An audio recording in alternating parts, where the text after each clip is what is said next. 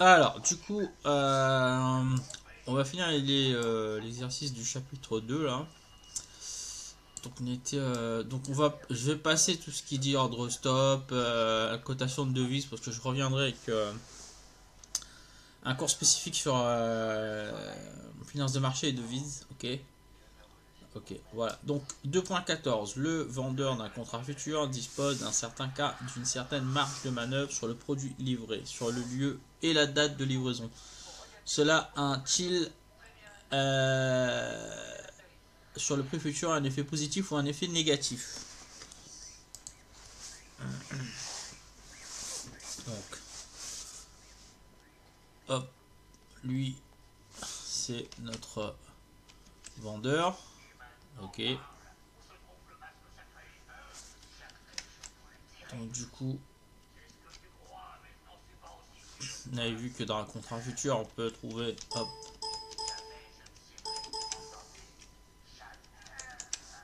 le vendeur. On peut trouver, hop, ok, taille du contrat. Donc, l'actif sous-jacent.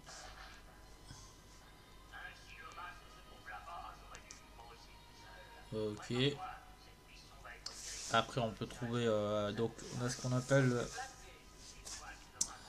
la taille et la livraison. Voilà. En gros, ce qui est important. Alors, est-ce que celui qui est vendeur, donc du coup qui est short sur un contrat, euh,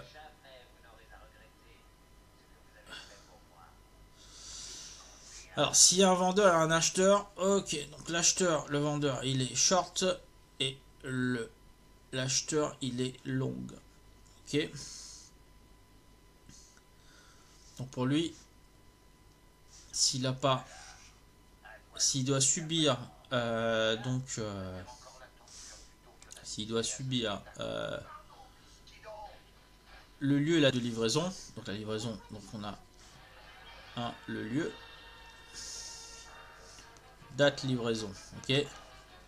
Donc si il doit subir ces deux paramètres là, bah du coup le prix futur sera moins attractif. Donc ça aura une tendance à faire baisser le prix futur. Voilà.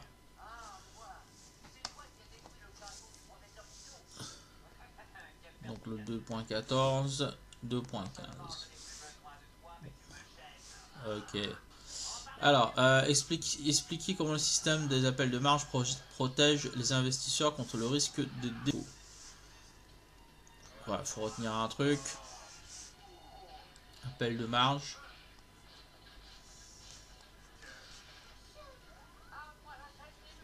va diminuer le risque de défaut. Ok. Donc le risque de contrepartie. Alors qu'est-ce qui se passe pourquoi appel de marge? D'accord, dans ce qu'on appelle, on avait vu, c'est un truc qui s'appelle un deposit. Ok. Donc c'est un montant fixé qui sera déposé chez un intermédiaire. Ok. Hop. Ce petit monsieur là, il prend une position court longue, donc du coup il va déposer, il va faire un deposit ici là sur le compte dans une devise. Ok. Ok, il va déposer un certain montant. Donc, tous les jours il y aura un recalcul de la position. D'accord. Et du coup, ça, c'est une garantie si lui, il est en position défavorable. D'accord.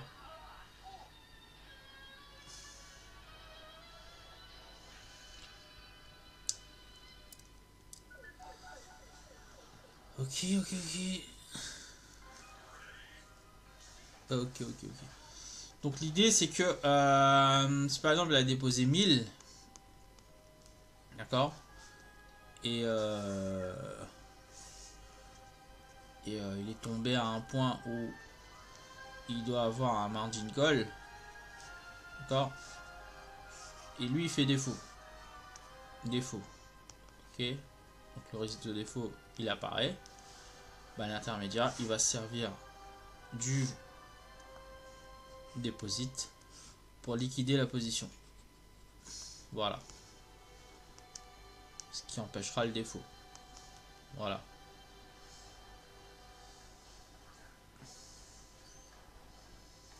Ok, donc ce qu'on avait fait celui-là, montrer que si le deux contrats de jus d'orange congelé, ça je crois que j'avais fait, je suis pas sûr, on va vérifier.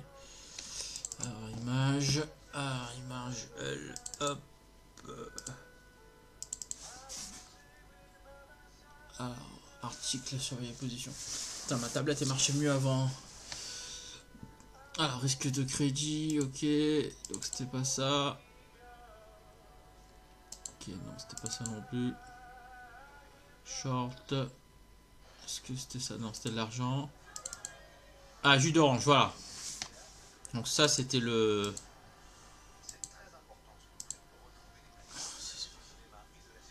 Donc, ça, c'était le 2.16. Ok. Donc, c'était ça, hein. Prendre position longue de contrat. Donc le prix futur 160, dépôt initial, donc le deposit, marge à maintenir, voilà, ok. Alors du coup, voilà, ça donne un truc comme ça. Voilà. K égale 160. Alors on fait le calcul. On avait vu, ok, bon ça, ok, donc ça c'est fait. Alors, on va finir là-dessus, plus intéressant, 2.17.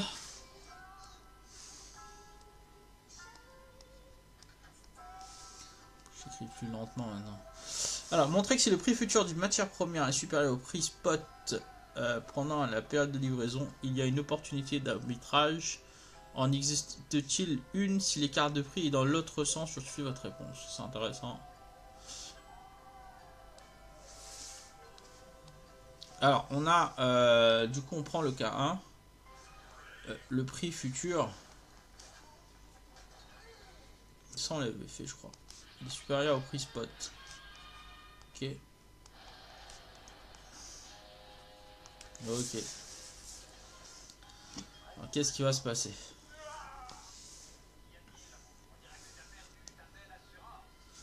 Alors, il y aura un intervenant qu'on appellera l'arbitragiste. Ok. Alors, qu'est-ce qu'il va faire lui? S'il voit ça, prix futur strictement supérieur au prix spot. Ok. Ça veut dire que là, t égale 0. Il est là, prix futur. Et le prix spot, il est là. Donc lui, il est là, il va acheter le sous-jacent. Achat sous-jacent. Ok. Bon, ma tablette est morte. Fichier. APS. Ok. On va le payer au prix spot. Ok. On l'achète tout le temps, tout de suite. Donc ça, c'est l'étape 1. L'étape 2, il va prendre une position courte. Il va être short sur le contrat. Il va être short sur l'actif sous-jacent. Ok. À quel prix? Au prix PF. Étape 3. Il va livrer.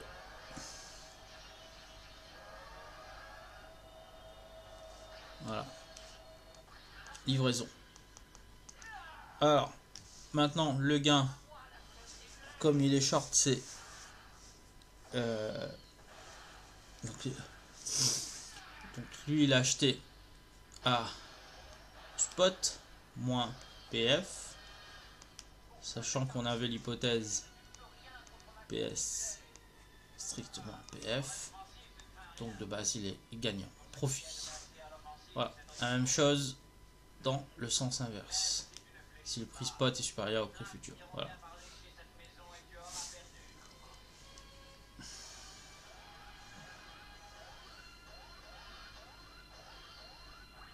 Voilà. Maintenant, hypothèse numéro 2. Le prix futur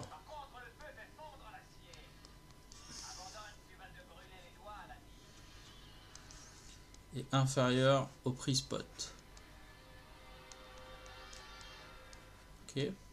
Alors, qu'est-ce qui va se passer? L'arbitrage n'est pas parfait. Alors, il y aura toujours ce petit monsieur dans cet arbitragiste, notre Nick Cannon. D'accord, Rock Trader. Donc, du coup, il va prendre une position longue sur un contrat. Ok. Prendre une position longue. D'accord.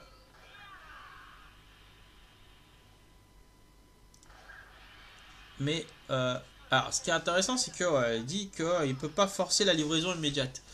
Et ça, on l'avait vu là, au départ, là, que c'est celui qui est short sur le contrat qui a la main mise sur la livraison, donc le lieu et la date. Ok. Donc du coup, il faut qu'il attende lui. Donc du coup, ce qui est important, voilà, il peut pas. C'est la maîtrise de la date de livraison. Ok.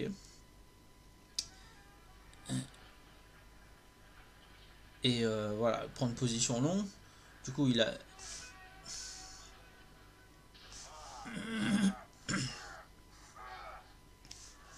Ah, ce qu'il fait pas.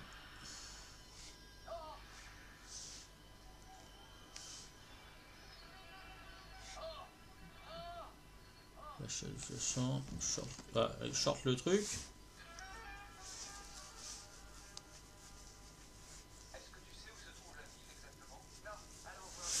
Voilà. Donc.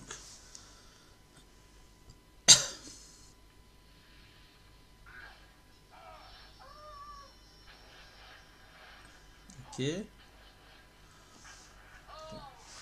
Donc là, le prix futur et le prix spot. Ok. Donc s'il prend une position longue, là, ici, là, pour le prix spot, elle est là. Ok. Donc du coup,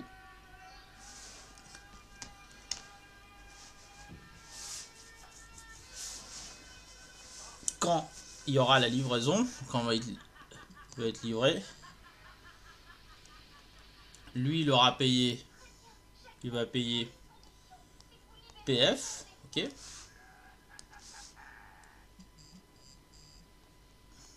Ok.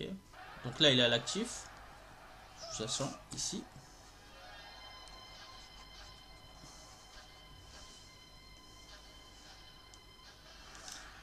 Et pourra revendre à PS.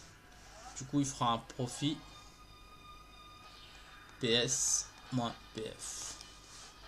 Et comme PS strictement super PF, le profit sera, donc c'est un profit donc il est positif. Voilà.